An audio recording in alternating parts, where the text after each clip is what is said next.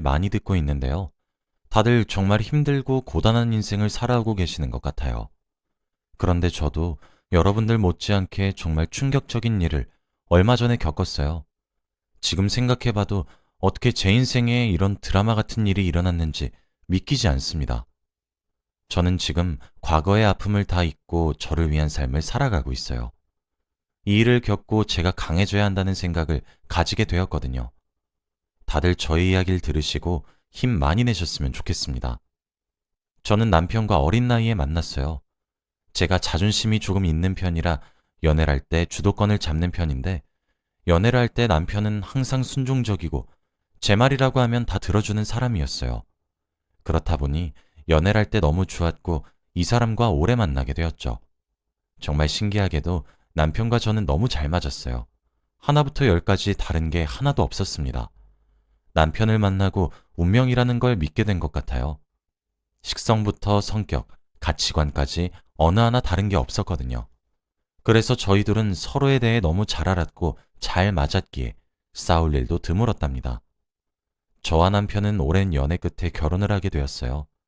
결혼식을 준비하는데 얼마나 설레고 떨렸는지 모릅니다. 다들 저와 남편을 오래 보았던 사람들이었기에 저희 둘의 결혼을 진심으로 축하해 주었죠. 그리고 남편이 또래에 비해 버는 수입이 많았습니다. 사업가였는데 나이도 어리다 보니 주위에서 남편의 사업에 관심이 많았습니다. 어린 사업가가 이렇게 성공하기 힘든데 그 힘든 걸 제 남편이 해냈다고 말이죠. 제 남편이 이런 사람인 것을 지인들이 아니까 저도 모르게 어깨가 올라가더군요. 사람들은 저희의 결혼을 다 부러워했고 저도 남편과의 결혼 생활이 기대가 되었습니다. 그런데 이런 저의 기대는 다 산산조각이 나고 말았어요. 바로 결혼식 전날이었습니다. 그날 저는 다음 날인 결혼식이 너무 떨려서 잠도 제대로 오지 않았어요. 너무 설레서 말이죠. 그런데 그때 누군가 제 휴대폰으로 전화가 왔습니다. 결혼 축하 전화인 줄 알고 전화를 받았죠. 그런데 한 여자가 울먹이며 저에게 말을 하기 시작했습니다. 처음엔 장난 전화인 줄 알았는데 아니었어요. 그 여자는 자신이 제 남편과 연애를 하고 있다고 했습니다. 저는 머릿속이 새하얘지고 말이 나오지 않았어요. 그런데 그 여자는 정말 죄송하다고 미안하다고 하더군요. 자기도 유부남인 줄 몰랐다면서 말이죠. 그 여자는 대학생인 여자였고 제 남편과 연애를 한 지는 1년이 다 되어 간대요. 그런데 얼마 전 우연히 청첩장을 발견했고 거기서 유부남인 사실을 알았다고 해요. 그래서 사과라도 드릴 겸 이렇게 전화를 했다고 합니다. 그 여자는 제 남편과 헤어졌다고 했죠. 저는 이 상황이 너무 당황스러웠어요. 평생 여자라고 하면 저밖에 모르던 사람이 이런 더러운 짓을 벌이고 다닌다뇨. 그 여자는 저한테 제 남편의 검은 속내를 아직 모르는 것 같다고 했고 제 남편과 결혼을 한다면 제가 불행할 거라고 했어요. 그 여자는 저와 같이 남편에게 복수를 하고 싶다고도 했고 저도 그 여자와 함께 복수를 하기로 했습니다. 당장 내일이 결혼식이었기에 그날에 복수하기 위해 그 여자와 저는 밤을 꼴딱 새우며 복수를 준비했어요. 그리고 결혼식 당일이 되었습니다. 저는 본식이 시작되기 전까지 남편에게 아무런 티도 내지 않았어요. 아무 일 없다는 듯이 행동했죠. 그리고 본식이 시작되고 저는 남편과 만나는 상간녀와 둘이서 눈빛을 주고받고 준비한 복수를 시작했습니다.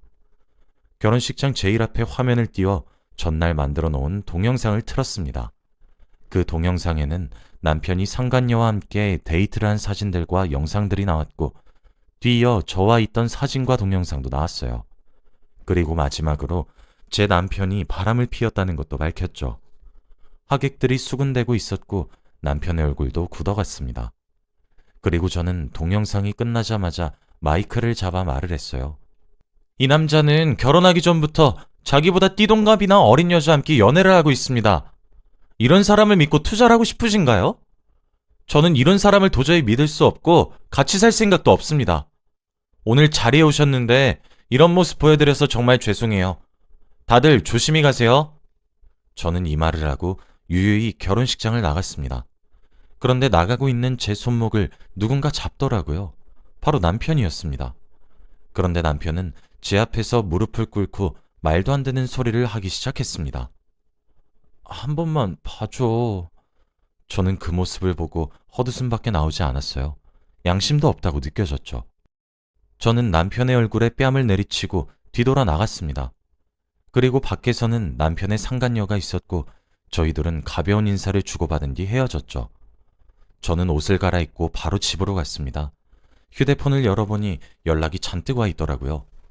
다들 저에게 너무 통쾌했다며 복수 잘했다고 칭찬해 주었습니다. 그런 남자와 결혼을 하지 않아서 정말 다행이라고 해주었죠. 저는 왠지 모르게 시원섭섭했고 제가 과연 잘한 건지 의문이 들더라고요. 그리고 저는 최대한 빠르게 그날의 일에서 헤어나오려고 했습니다.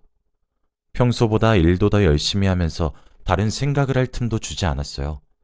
너무 바쁘게 살다 보니 다시 제 인생으로 돌아가는 건 시간 문제였죠. 전 남편과 아예 인연을 끊고 새로운 삶을 살아갔습니다. 시간이 지나고 들어보니 전 남편의 사업이 망했다고 하더라고요. 결혼식장에 왔던 남편 회사의 투자자들이 다들 등을 돌렸다고 해요. 그래서 회사를 운영하는데 드는 비용을 모을 수 없었던 남편의 회사는 결국 문을 닫았다고 합니다. 그 말을 듣는데 얼마나 통쾌했는지 몰라요. 제일 믿었던 사람에게 배신을 당했을 때의 그 고통은 말로 설명하기 힘들 정도로 아팠는데 그 사람이 망가져가는 모습을 보니까 너무 통쾌하더라고요. 그 뒤로 전 남편에게 연락이 수도 없이 왔지만 다 무시했습니다. 저는 한번 끊어진 인연은 다시 붙일 수 없다고 생각하거든요. 계속 집에도 찾아오고 직장에도 찾아와서 경찰까지 부르는 바람에 전 남편은 제 근처에도 오지 못했습니다. 주위에는 저를 응원해주는 사람들도 많았고 회사 일도 잘 풀렸기에 과거의 아픔을 훌훌 털어버릴 수 있게 되었고 저는 다시 예전처럼 돌아왔습니다. 그런데 이제 나이가 점점 들어가니 주위에서 하나둘씩 결혼을 많이 하더라고요. 제가 그런 일을 겪고 지인들은 저에게 좋은 남자를 소개시켜주겠다는 말도 많이 했고 어떤 사람들은 이제는 남자 만나지 말고 혼자 행복하게 살라는 사람들도 있었습니다. 딱히 혼자 살겠다고 결심을 한 건 아닌데 그 일이 있고 나서 워낙에 일만 하며 바쁘게 살다 보니 새로운 사람을 만날 틈이 없었어요. 그래서 점점 시간이 흘렀고 정신을 차려보니 저 빼고 다들 결혼을 했더라고요. 주위에서 결혼을 하니까 저도 이제 새로운 사람을 만나고 싶었습니다.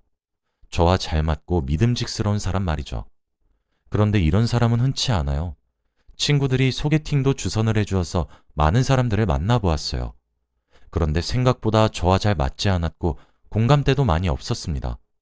그렇다 보니 저도 그 사람과 자주 만나고 싶지 않더라고요. 솔직히 말해서 인정하긴 싫지만 저와 제일 잘 맞았던 건 전 남편이었습니다. 저와 모든 게 잘 맞긴 했었거든요. 다양한 사람들을 만날수록 전 남편과 잘 맞았던 추억들이 계속 머릿속에서 떠오르더라고요. 저와 너무 잘 맞았던 사람이었지만 저한테 씻을 수 없는 상처를 남긴 사람이었기 때문에 도저히 용서할 수 없었습니다. 저는 이제 결혼도 중요했고 일도 중요했을 때였습니다. 그런데 그때 어딘가에서 전화가 오더라고요. 바로 응급실이었습니다. 저는 갑자기 병원에서 전화가 와서 굉장히 놀랐습니다. 그런데 의사 선생님께서 충격적인 말씀을 하셨어요. 바로 저희 아버지가 다치셔서 응급실에 실려왔다고 합니다. 당장 수술 동의를 했고 회사에서 반차를 낸 후 허겁지겁 병원으로 달려갔죠. 다행히 수술은 잘 끝났습니다. 아버지는 걸으시다가 발을 잘못 디뎌 넘어지셨다고 하더라고요. 아무래도 나이가 있으시다 보니 거동이 불편하셔서 그런 것 같습니다. 아버지는 마취해서 계셨고 괜찮다고 심하게 다친 건 아니라고 하셨지만 저는 눈물밖에 나오지 않았어요. 딸인 제가 옆에서 아버지를 보살펴드려야 하는데 아무것도 하지 않은 게 너무 후회스러웠죠. 그런데 아버지는 그때 제 손을 잡으시고 말씀을 하셨습니다. 딸아, 아빠가 곧 세상을 떠날 것 같구나. 근데 죽기 전 마지막 부탁이 있어. 바로 사위 보는 거야. 우리 딸이 좋은 사람 만나서 시집가는 게 내 꿈이고. 아버지는 얼른 제가 결혼을 하길 바라셨습니다. 저도 결혼을 하고 싶었지만 마땅히 마음에 드는 사람이 없었어요. 일주일에 한 번은 선자리에 나갔고 다양한 사람들을 만나 다양한 데이트도 했습니다. 그런데 항상 잘 되지 못했고 저와 잘 맞지 않더라고요. 이러다가 저는 평생 결혼을 못할 것 같았습니다. 그런데 그때 저는 운명의 상대를 만나게 되었어요. 그날은 제가 회사 일이 늦게 끝나서 야근을 한 후 집으로 돌아가는 길이었어요. 제가 너무 피곤하고 다리에 힘이 없어서 저도 모르게 넘어졌습니다. 제가 넘어지려고 하는 찰나에 누군가 저를 부축해 주었고 저는 넘어지지 않을 수 있었죠. 정신을 차리고 보니 한 남자가 저를 잡고 있더라고요. 저는 벌떡 일어나 정말 감사하다고 인사를 드렸습니다. 그런데 그 남자는 정말 잘생겼었어요. 연예인처럼 생겼다고나 할까요? 이목구비도 또렷했고 목소리도 너무 좋더라고요. 그런데 그때 그 남자는 저에게 연락처를 줄 수 있냐고 물었고 저는 그 얼굴에 홀린 듯이 제 전화번호를 주었어요.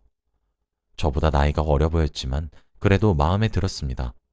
그 뒤로 저와 그 남자는 자주 연락도 하고 만나서 밥도 먹으며 지냈어요. 그런데 정말 신기하게도 이 남자와 저는 정말 잘 맞았습니다. 마치 전 남편과 비슷하다는 생각이 들 정도로 말이죠. 이 남자를 만나면서 전 남편이 계속 떠오르는 게 미안했지만 너무 똑같았어요. 생긴 건 전혀 달랐지만 성격만 똑같았다고 할까요? 그 사람한테 저는 한번 이혼을 했던 사람이라고 밝혔지만 그 남자는 저를 이해해 주었어요. 저희 둘은 나이도 비슷했고 잘 맞았기에 연애를 하지 않을 이유가 없었습니다. 그리고 저희는 연애를 하는 내내 행복했죠. 제 남자친구는 저희 아버지를 찾아뵈면서 간병도 해드렸어요. 아버지도 제 남자친구를 너무 좋아하셨습니다.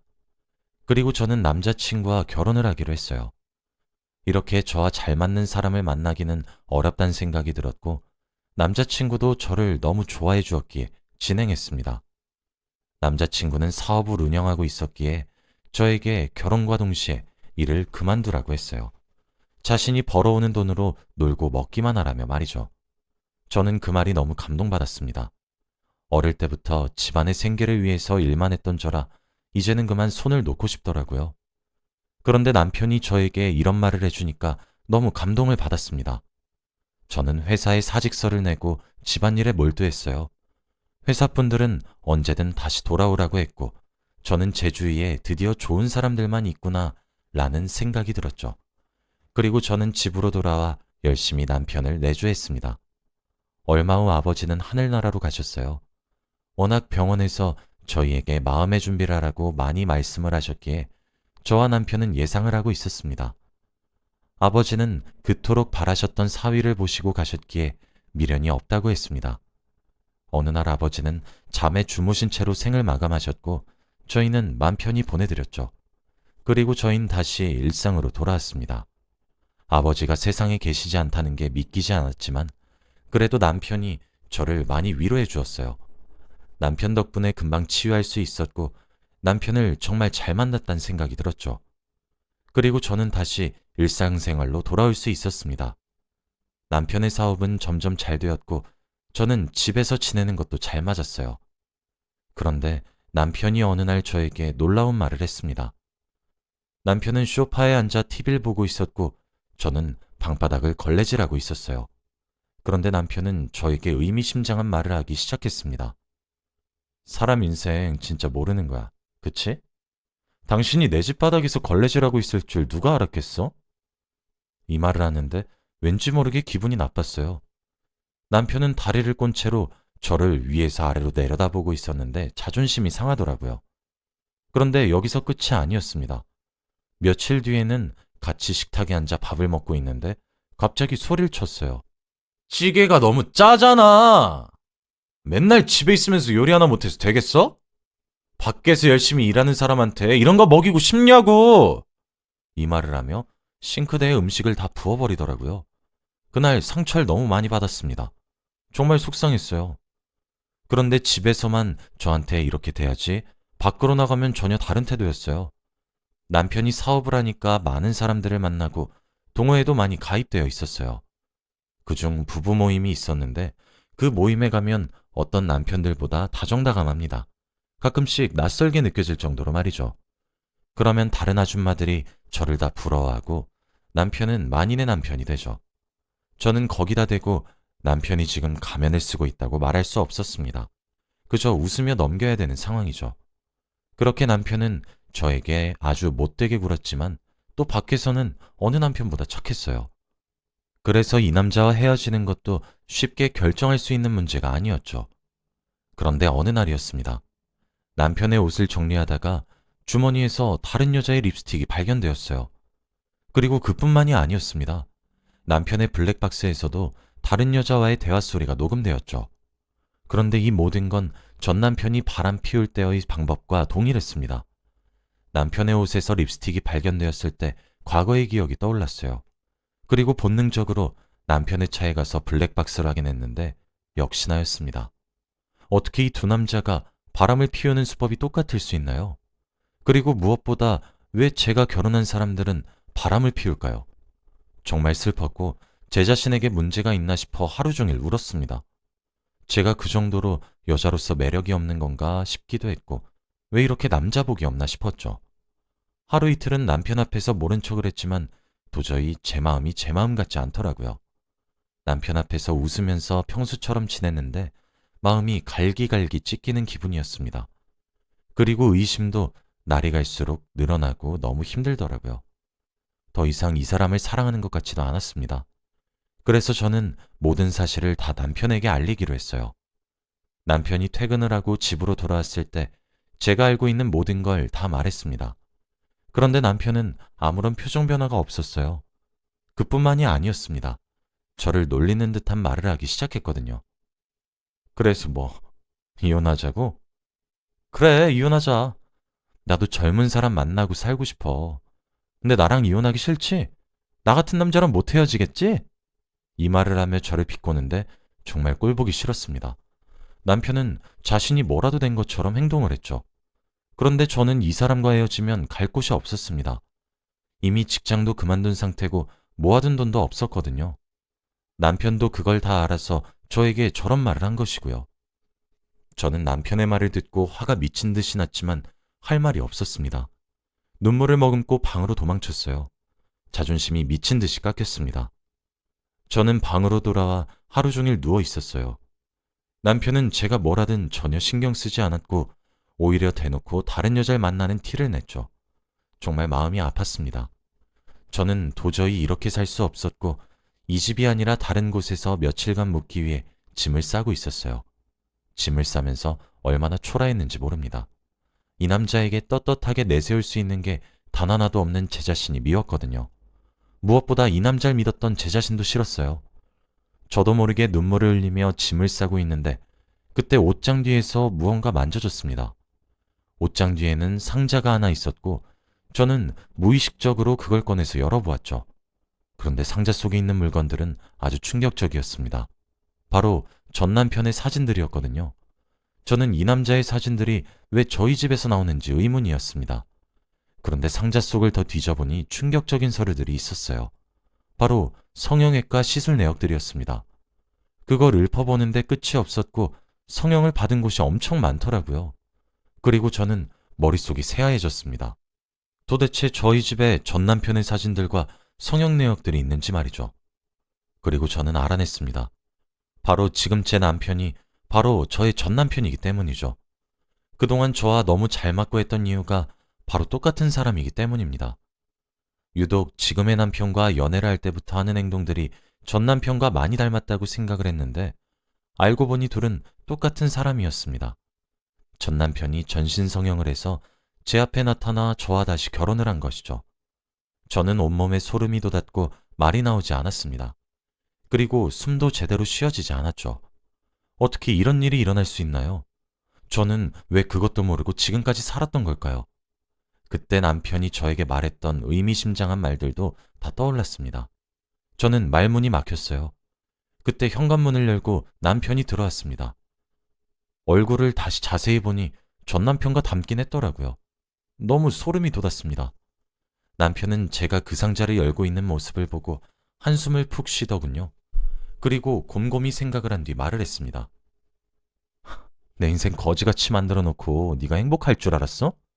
너만 보면 사업 망하고 집안 곳곳에 빨간 딱지 붙여 있던 게 아직도 눈에 훤해.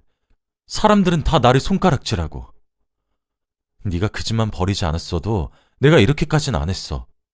다 네가 자초한 일이야. 이혼해. 이혼하던가. 왜? 못하겠지? 너 나랑 이혼하면 길바닥에 나 앉아야 하잖아. 저는 자리에서 일어나 남편의 앞으로 걸어갔어요.